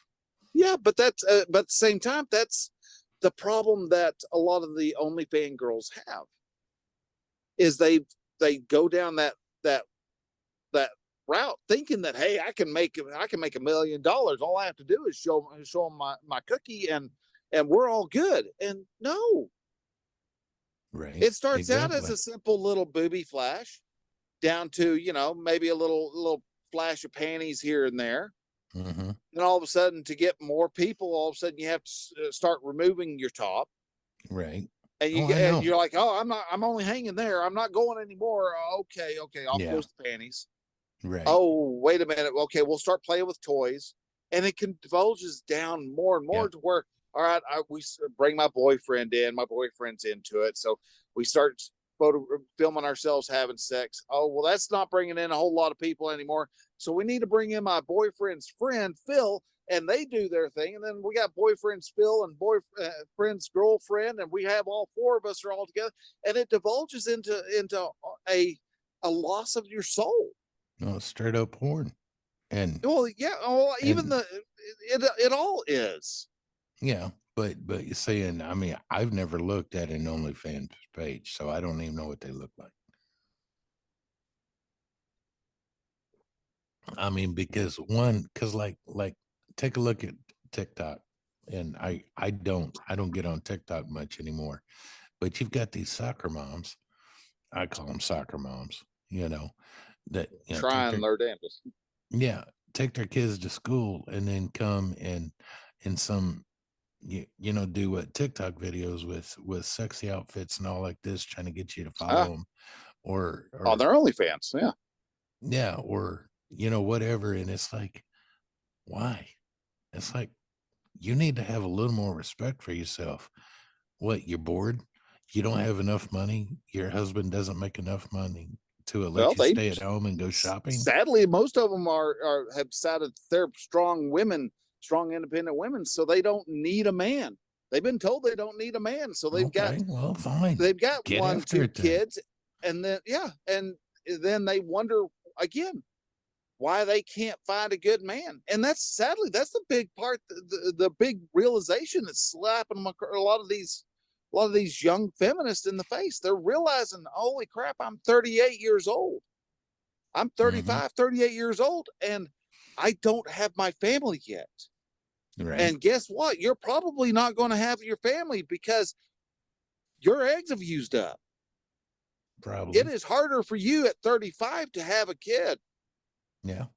Is it possible? Yeah. I mean, there's been 60-year-olds who have all of a sudden had a kid, and they're like going, holy shit, we've got a kid coming along.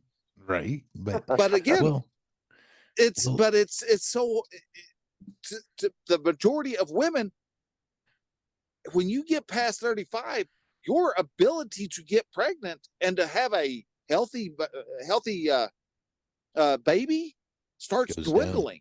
Yeah. And especially when you hit down. 50, all of a sudden your ability to produce a child that doesn't have Down syndrome starts dropping.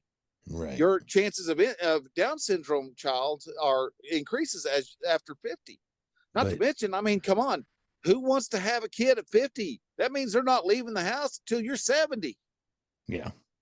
And I mean, some people want that. That's fine, but not everybody wants I mean, that. if you're able to have that, that's great. But if I had, there's a part of me that kind of wishes is like, yeah, I would think it'd be kind of nice to have 7, 8 kids running around the house. I mean, the grocery bill would be a bit painful. Okay, it would be horrendous, but at the same time, I would probably take them and shove them outside and go, there's a garden over there. Work that garden. That's what we're eating. Right. Because 7, 8, if you had 7, 8 kids, driving a truck would not pay the bills. No, it wouldn't take care of the business at all. No. I mean, you would have to be, you literally have to be living off the land. You would have to have a herd of cattle that you could take, you could slaughter, have some hogs, have some chickens, have some ducks, have some geese, so that you had enough protein being produced to be able to feed that Grant's army. So, because you'd be walking around with Grant's army. Well, I mean, you would have a decent start on a basketball team. Yeah. This is true. But yeah, no, but I don't know. It just, these people do this thinking that, oh, I'm going to get rich. And, people need to pay me. They owe me. And then in 10 to 15 years, then they realize, oh shit, I should have started it a long time back. Should have started back when you were 20.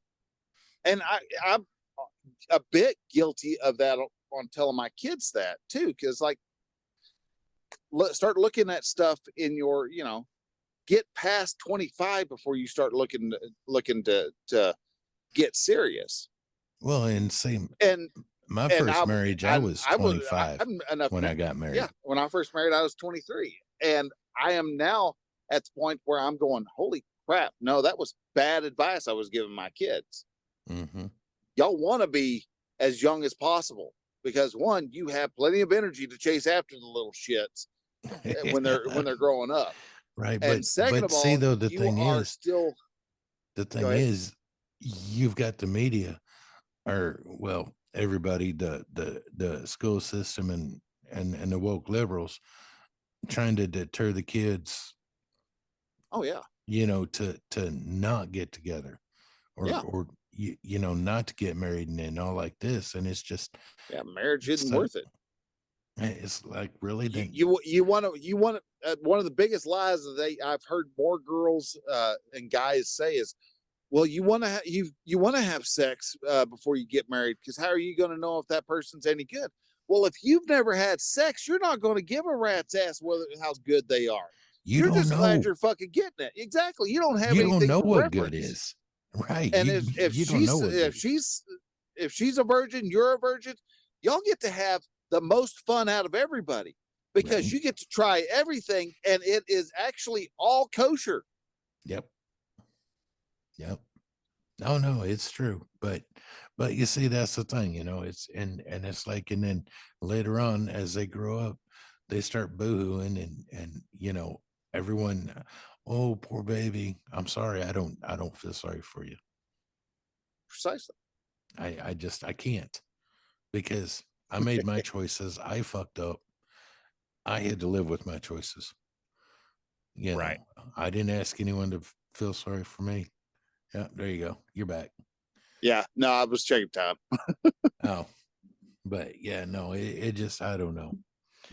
So yeah, that a thought. Yeah, a thought, and sadly, it is it makes them as valuable as a thought. But you see, this is what I don't get. Why is this such a big deal? This has been the whole thing. Why? I mean, why is this such a big deal? I'm not understanding nowadays. Nowadays, why, or here just recently, it's become such a big deal is because it is. Because at first, you got the occasional found the occasional dirty magazine. All right, you may have found, your uncle may have had a collection of Playboys, and you came across one, right? And that was a that was a rare thing. You as your neighborhood had the communal collection of maybe 3 magazines. Yeah. And you couldn't read half of them because the pages were stuck together. Right, so, right. you know, I get it. So yeah, it was hard to find, and we were exposed to it. But nowadays, you're exposed. You can view any type of debaucherous type of act for free at any time you want. And it's the guy's fault because they don't have the proverbial balls enough to actually go talk to a girl. It's easier to squeeze one out and, you know, shake one out and then go to bed than to call up a girl and go, hey, what's going on? And risk the chance of being rejected. Yeah, I get being rejected hurts. Guess what? I'm married. I still get rejected. I'm like, hey, baby, you want to? No. Okay. All right, fine. And so that doesn't happen. Right. You still are going to get rejected when you're married. And that is all because, again, I can look at it as it's a problem with her, but it's not. It's a problem with me. If she doesn't have the connection with me, that's my fault. And so and again, there for a while, I would sit there and I had no problem looking at porn. I had no problem mentioning the fact that I did look at porn. It was just, porn's there. I look at it. I used to do a thing called Screenwise, which was there for a while. Google would pay you in points for you to allow them to spy on you. Okay. Where do you go? What's your browsing habits? What do you do here? Do all this stuff. And you would run your stuff through one of their proxy servers, and they would they would record every place that you went. And for depending on how many devices you actually had set up, depended on how many points you actually got. Right. And so that's where I got both my tents that I have, my fly rod, my hatchet, my hori knife, and quite a few other outdoor materials was all thanks to Google and their Screenwise program. Okay. And I used to, a couple of guys who knew that I was on there was like going, well, aren't you afraid that Google's going to see what you do? And it's like, all the information they're gaining from me is that he spends a lot of time on Facebook and porn, you know. It was, and okay, so they know that they know what type of girl I prefer to look at on pornographic sites. There's not much else other than that.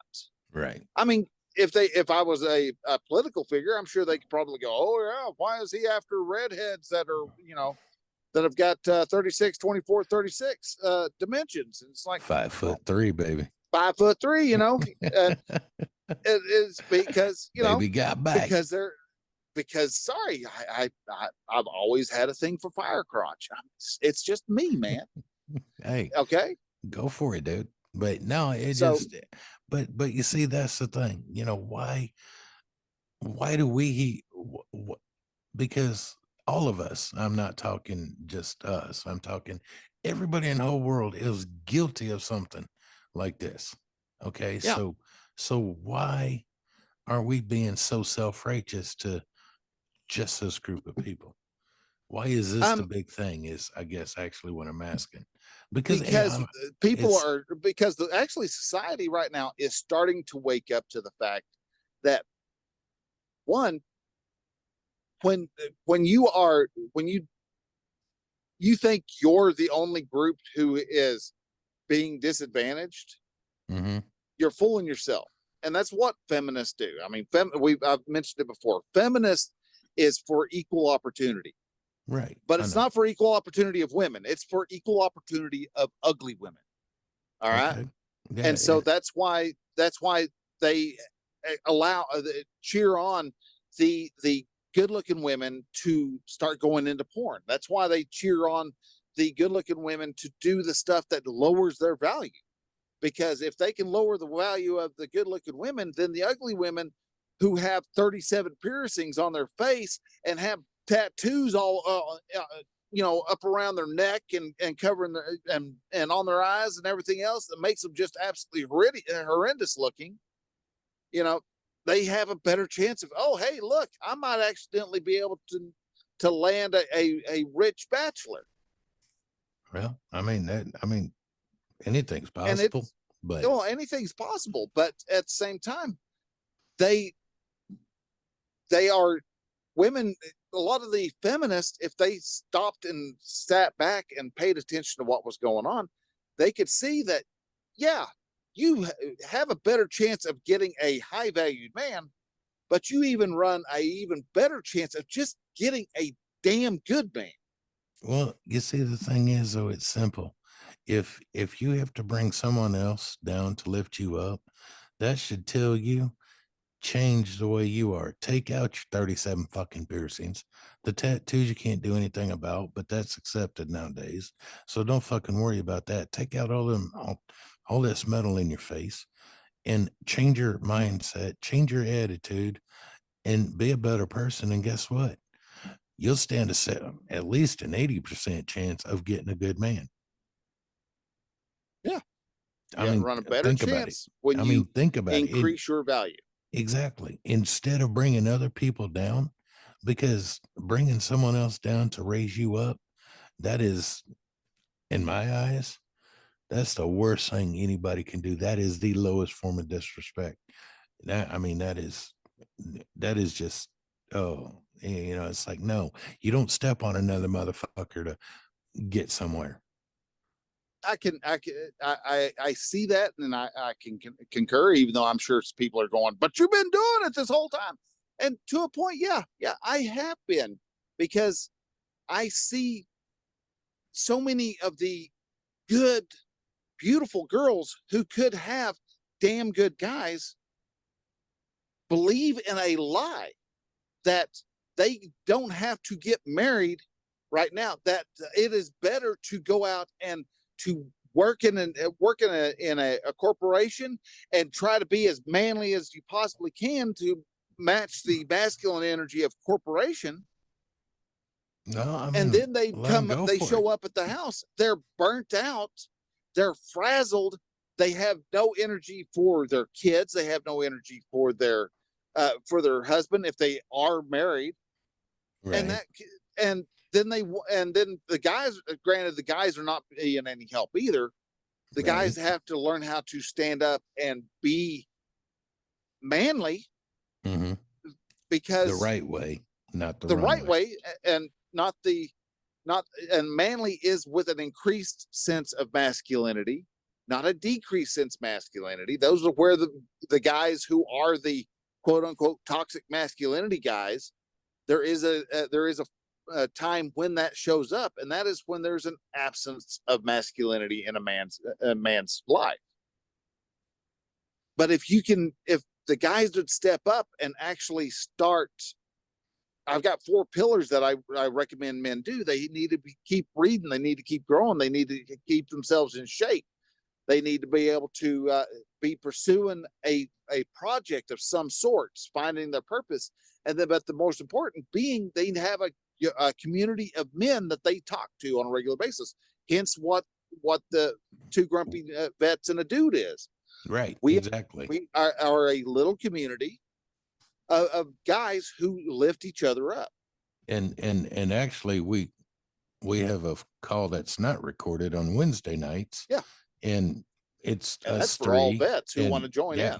Yeah, that's for all vets. And sometimes we get, 3 or 4 others jump in, and we just have a good time with it. But yeah, that call on Wednesday night's not recorded, but you see, this is what we do, and what you're hearing tonight, this is a lot of times what we talk about, because sometimes something I says, Brian will challenge me on it, or I'll challenge Brian on something like I've been doing, Brian, or sometimes dude, I'll challenge or dude will challenge me or Brian. And that's what helps bring men to be better. Right. Not saying everyone's right all the time, but hey, gives you something to think about. Right. And disagreements aren't a bad thing. No. Disagreements are actually very good. And that's reading a book by a guy named Jason Gaddis.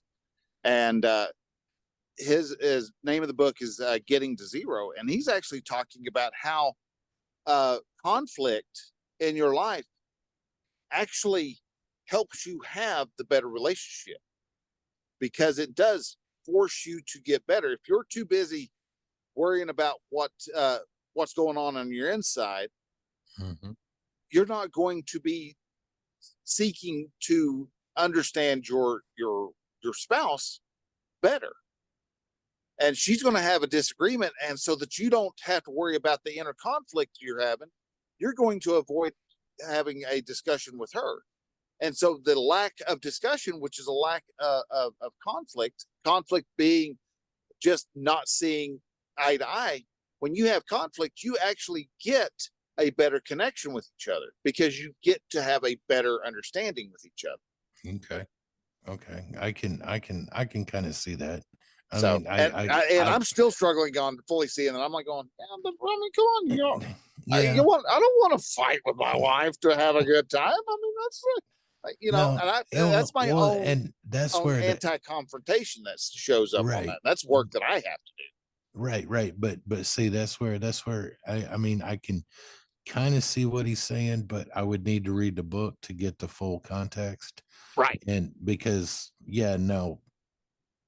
most of what you said as of right now, I couldn't fully grasp it, just because I haven't read the book. I mean, I'm on like chapter, I think I've got like 4 more hours of listening. So I'm still somewhat, I'm about 6 hours into a 10-hour book. So I've still got a ways to go. Well, you're more than halfway. So yeah, I have cleared the halfway mark. So, but anyhow, so what do we have for time? So that way I don't go sideways again. It's 9:53. 9:53. All right. About so 7 minutes. Last time I looked, we didn't have any new boosters. Have you? Let me double check real quick. No, I've got nothing in the chat here. All right. So. Okay.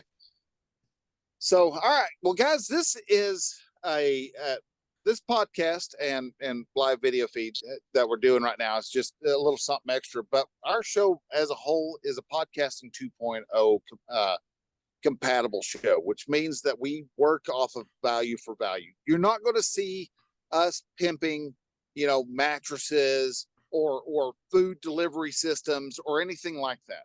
Or Jeeps. We're not. Or we'll talk about Jeeps, but we may even sell a Jeep or two. But yeah, we don't have sponsors. Never will. We don't have sponsors. We're not going to do any type of sponsoring. If you catch us advertising anything, it'll probably end up being merch. So that's about the closest that we're going to merch. do. Yeah. And so, but one of the things that we are doing so that we can actually afford the hosting fees, so we can afford to be able to produce merchandise and things like that, is that we are a value for values podcast, which means that not only do we hope that maybe somewhere along the way you might send us some money, which you can do if you go to twogrumpyvets.com. You'll see a value for value tab at the top. You can hit that and you can send us you can actually set up a reoccurring purchase or payment through PayPal. And we'll receive those types of payments. But we also just enjoy having and are grateful for any type of value you want to give. If you are and value for value is time, talent, or treasure. So if you have time in your day and you want to be able to help us out by working on chapters for the next episode, we can help you. We can get you set up so that you can actually set up the chapters and get all that taken care of. If you are good at graphics, cover art, doing chapter art, cover art, we always try to change the cover art. I'd love to start getting multiple people competing for the cover art. And what we would do is just take all the different submitted cover arts and use them for the chapter arts also. so we can show all the different chapters, all the different hard work that y'all have done. So there's also that. We've got so many different ways that you can contribute. If you do graphic design, maybe you help us in some way, form or another.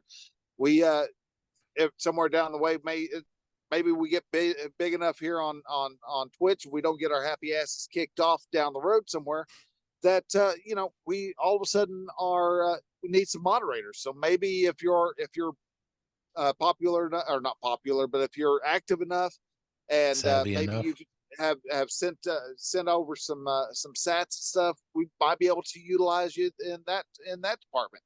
But also, if you have any comments or questions and stuff like that, we also use the sats, which falls under the treasure. This is the money that you have chosen to send over to us. But you can also send us questions by doing a boostergram, and you can do all of this through a podcasting 2.0 compliant podcast app. These are apps like Fountain or Podverse or Podcast Guru. True fans. And you can find true fans. You can get all these by going over to newpodcastapp.com or go to podcasting2.org/apps, and you will be able to see all the different types of apps that are available there. And you can just choose one and see which one you like. I know Podcast Guru is about to come out with a new version, and that version is supposed to have smart lists on it. Which, if that happens, that'll be great, because I've been using Cast-O-Matic, and I've got one big problem with Cast-O-Matic, and that is when you try to speed up your app listing speed, you start getting clipping in there. So you start hearing little artifacts of the fact that they're cutting the sound out. Yeah. And stuff. So it draws you out of the show. And I don't like that. But that's about the only complaint I have about Cast-O-Matic. Other than I really do wish that they would incorporate a couple of the other features, like the person's tag and the blog roll. I think those would be great features to have added into the Cast-O-Matic app also. Well, maybe in the future they'll have it. Yeah, they probably add them into the future. I mean, I don't think it would be that hard. This is being developer Bryan, who's never developed anything, talking. So, but yeah, and honestly, also, if reach out to us and just say, hey, we'd love to hear from you. Love to hear. You got an idea for your feedback, a story that you want us to discuss, or you've got a segment that you think we ought to incorporate, reach out. You can reach Rich over at rchelson@gmail.com. I'm at CircleCast. That's CircleCast as in like fishing in line casting, CAST@gmail.com. And dude is, well, he's a secret. So you can so Dude's you can, if you want to know any information from Dude, just shoot us an email, and we will, when we read it out on the show on air, we'll let Dude answer the question then. So yeah, send in all your questions and comments for the Dude. And so we would love to be able to hear from you, because we're far from being tired of doing this show, because society and the internet itself keeps producing more and more interesting stuff to talk about. Right. So and yeah, do you know this will be episode 10, I believe? No, episode 9. Oh, 9. Okay, never mind. Yep. My bad. Yep. One more. We got one more next week. Next week's is episode 10. So okay. But yeah, we have made it past the dreaded 7th episode. Yes, we have. So we have done more than the majority of all the anchor casts out there. So, woohoo! Rock on. Actually, I think there's like 2 anchor casts that have gone longer than 7 episodes. Most of them don't even make it past episode 2. So, right. Well, they all expect to make Joe Rogan money. Well, yeah, but you now know. Joe Rogan, now now even Joe Rogan ain't making Joe Rogan money. So right. They were like going, okay, you go do your thing, and we're not gonna we don't have the money to spend that again. Right. So, right. So it's good to see him back on YouTube again. I think he's still working to get built back up a little bit, but he's still showing up. Well, good deal. So, but anyhow, so before we go, we all like to just give each of y'all a little closing. And mine is, guys, I know we've been kind of hard on certain segments of society, but it doesn't mean that it is something that we are to hate. It's not something that we are to look down upon. Yes, there are issues with the choices that they have made, but at the same time, they are still humans. They are still people who have a great experience in their life, and so to demean them strictly because of what they are, and because you've decided that they're not the wife material that you would like to have, doesn't mean that you're to completely exclude them either. They are humans. They made the choice. They made the conscious choice. They have their own bed that they've made, and now they get to sleep in it. But they are still a contributing member to society, because they are actually, though questionably bringing in money how they are bringing it in, they are still people. And so never want to actually dissuade somebody by doing a complete total ostracization, because remember, those tables can always change on you.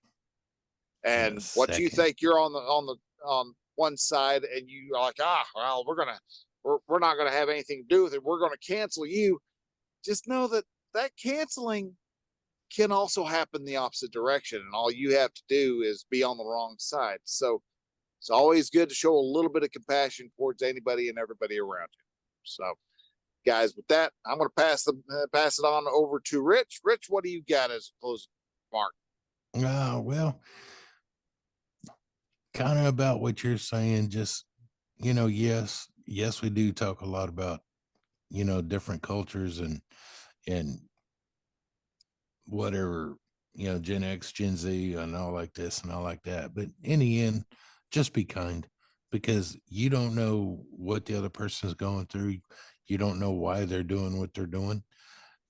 They might have to do it that way for a while. They don't like to, but they might have to. But in the end, just be kind, because it's not your job to judge other people. Judge yourself. Look inside first, and just be nice. And because a smile that you give someone might keep that person alive for the rest of the day. You don't know. Yep. So, but also remember, if you don't have anything nice to say, come sit over here by me. This is why we talk so much, Brian. Exactly. So, all right, now, dude, what do you got for your closing remarks? I said it before, and I'll say it again. There are a lot of service members that are hurting mentally inside. So if you know a service member that is struggling and thinking about suicide, talk to them. Find out what is troubling them and see if you can't help them. Because right now the average is 22 a day. We lose 22 service members or retirees or just people that have been in the military. We lose 22 a day on average to suicide. And that is 22 a day too many. So again, if you know somebody that's hurting, please reach out to them. Your conversation and your voice may be what they need to get over that particular hurdle and or event and help them along in life. Sounds good. Absolutely. That's exactly right. So, all right. So, guys, again, any questions, comments, or the like, send it over to Bryan at RelaxMail. That's my other podcast, relaxmail.com. This is circlecast at Gmail. I keep wanting to go to RelaxMail.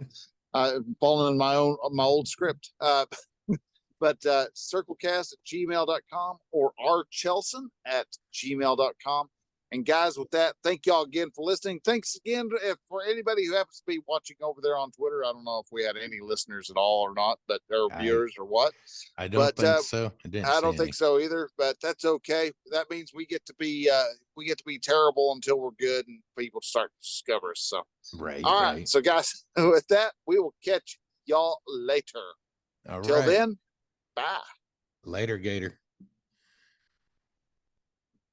Peace out. See ya.